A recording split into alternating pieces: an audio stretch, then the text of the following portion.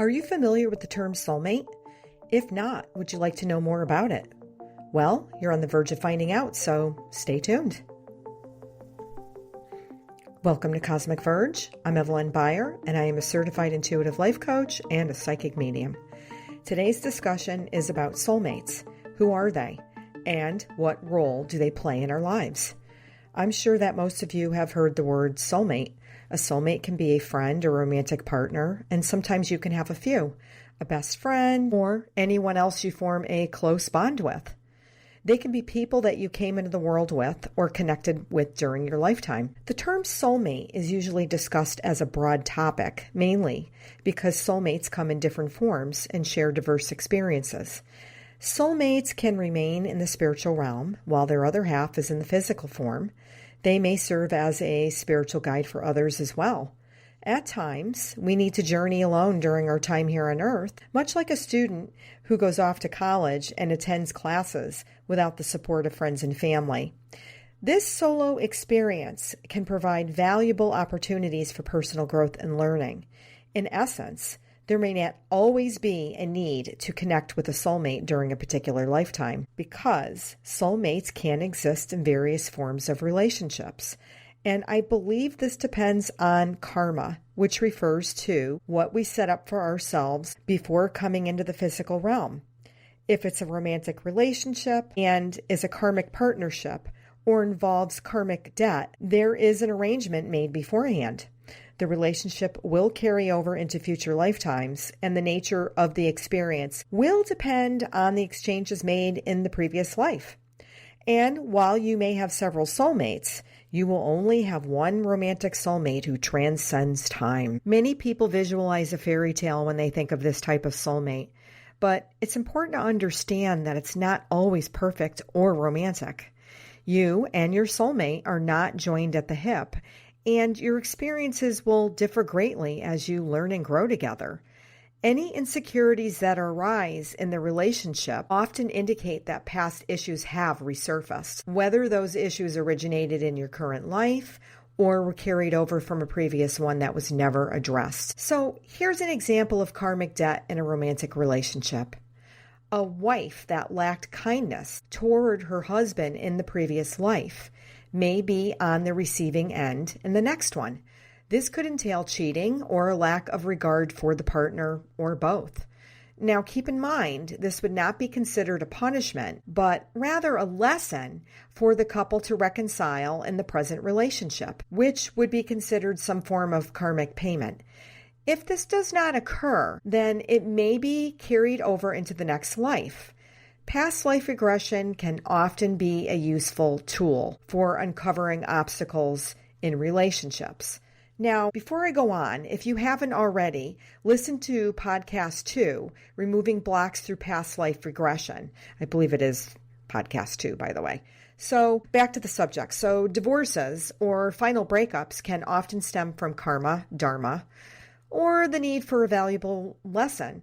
Therefore, they should not be classified a soulmate experience. Twin flames often fall into this category and should not be labeled as soulmates. They are commonly described as the other half of someone's soul. However, I believe this is a misconception. In my opinion, twin flames originate from a similar energy source and have the ability to mirror each other's qualities, whether good, bad, or indifferent. Their relationship can be toxic or nurturing, depending on the lessons each individual needs to learn. Like soulmates, twin flames are not inseparable, as each person is here for their own unique experience. My theory is that most people will not recall past lives because it might interfere with the lesson in their current life. But there will be times when it might be beneficial to recall these memories, such as if they are living out a final lifetime on Earth. If they lack understanding, there is a possibility that they will need to repeat similar experiences during the next lifetime. And this is why we travel together through various lifetimes. It's for the experience of sharing lessons. Now, let's discuss the term breaking contract. I don't know if you've ever heard that term before. Breaking contract.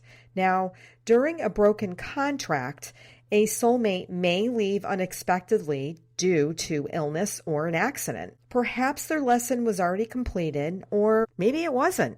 Sometimes a romantic soulmate will pass away unexpectedly, and another partner will come into our lives to help fulfill present life obligations or experiences. While this is new to karma, it very well might not be new to dharma, because sometimes we can just have these experiences, meaning nothing's carved in stone. You can create your own experiences. So while this new partner will not replace the soulmate, they can assist in sharing the journey. So it's important to understand that we will continue to receive lessons until we learn from them. And as I said before, not everything is carved in stone, and sometimes we can change our circumstances. But there will also be times when we cannot. Ultimately, it depends on what is needed for each specific lesson. And lastly, you may not meet your soulmate in this lifetime, and that's okay. And the reason for this is they could be assisting you from the sidelines, such as from the astral realm, and very well be serving as your spiritual guide. So here's a quick recap. Soulmates can exist in various forms of relationships, such as best friends, spouses, partners, family members. And this is because the relationship may depend on karma. While you have several soulmates, you will only have one romantic soulmate who transcends time. This person will go through different lifetimes with you, maybe not all of them. And next, divorces or final breakups can often stem from karma, dharma, or the need for a valuable lesson, and should not be classified a soulmate experience.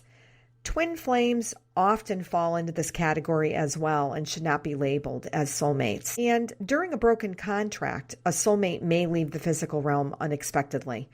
And this can be due to illness or an accident. And soulmates can remain in the spiritual realm while their other half is in physical form. And it's possible they may assist you or serve as a spiritual guide for others. So that's it for today. If this is your first time tuning in, be sure to subscribe. And if you're interested in learning more about personal transformation through divination, go to www.evelynsbaier.com or click on the link below.